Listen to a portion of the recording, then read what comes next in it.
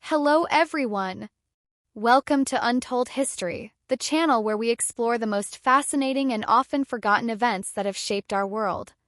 Today we immerse ourselves in the history of one of the most unique political entities in Europe, the Papal States, a region governed by the Pope, the highest authority of the Catholic Church, which existed intermittently from the 8th century until the unification of Italy in the 19th century. To understand its emergence, we must go back to the fall of the Western Roman Empire in 476. After the disappearance of imperial power in the West, Italy was plunged into chaos. With Rome weakened, the peninsula was occupied by Germanic tribes, and the old political and military structures crumbled. In this context, the Catholic Church, and particularly the Pope, became one of the few institutions that maintained a level of stability. Although the popes had been religious figures, their political influence began to increase in this period of crisis. With the demise of imperial power, they began to assume secular roles, acting as defenders of the city of Rome and protectors of Christians in Italy. Crisis reached a fever pitch with the invasion of the Lombards in the 8th century. These had settled in northern Italy and began to expand southward, threatening Rome and the territories under papal jurisdiction. This invasion endangered the survival of the papacy as both a religious and a political entity. In this context, Pope Stephen II decided to seek help outside Italy, specifically in the Franks, an emerging kingdom in Western Europe. In 754, Pope Stephen II traveled to the court of Pepin the Short, king of the Franks, to ask for help against the Lombards. Pepin agreed to intervene. In a series of military campaigns, he defeated the Lombards and, in an unprecedented act, ceded a wide swath of territory in central Italy to the Pope. This act went down in history as the donation of Pepin. This was a key moment in the history of Europe, as it marked the beginning of the temporal power of the papacy.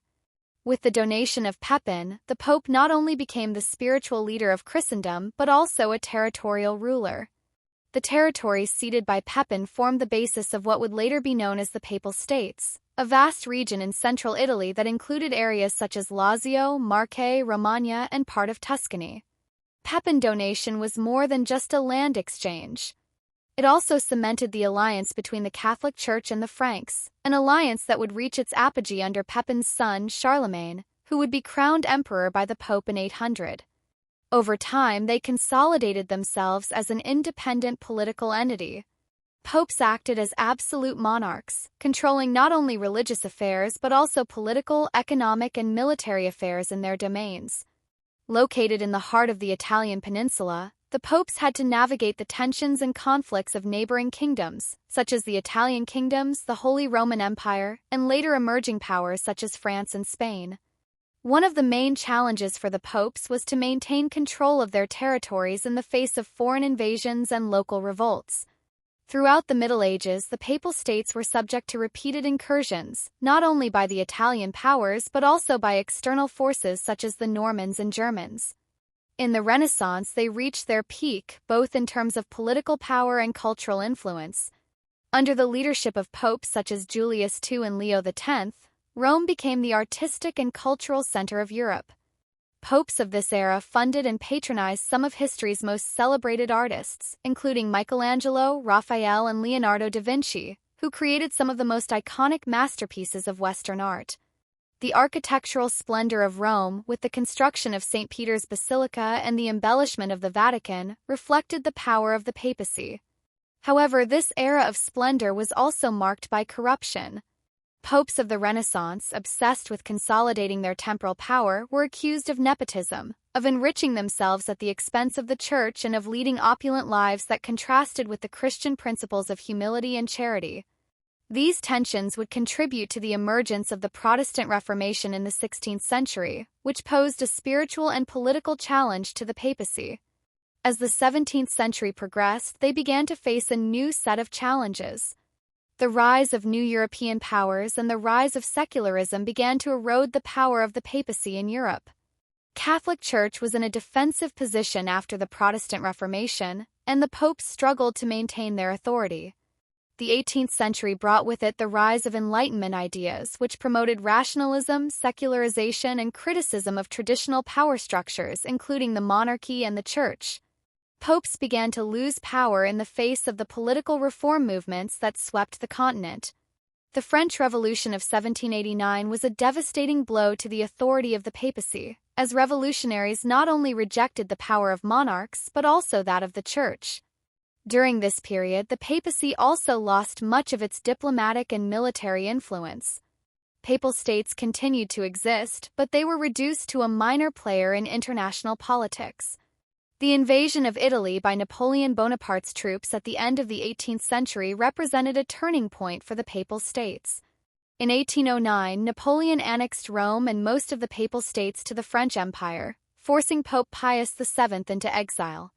Although the papacy was restored after Napoleon's defeat in 1815, the crisis of legitimacy affecting the Church remained.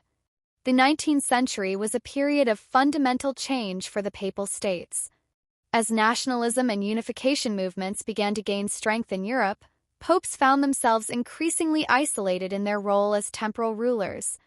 In 1849, the Roman Republic was proclaimed, an attempt to establish a republican government in Rome and end the temporal power of the papacy.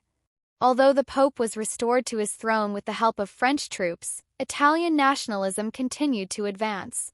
Finally, in 1870, King Victor Emmanuel II's troops invaded Rome, annexing the Papal States to the newly formed Kingdom of Italy. This event marked the end of the temporal power of the popes over their territories and the creation of a unified Italy under secular rule. Pope Pius IX, refusing to accept the loss of his temporal power, initiating a long period of tension between the Church and the Italian state. For more than half a century, popes lived in the Vatican without recognizing the Italian government's authority over Rome. This conflict was resolved with the signing of the Lateran Pacts in 1929, under Pope Pius XI and Italian dictator Benito Mussolini.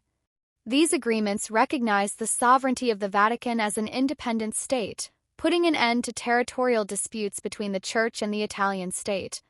Today, the Vatican remains the smallest state in the world, but its global influence is immense.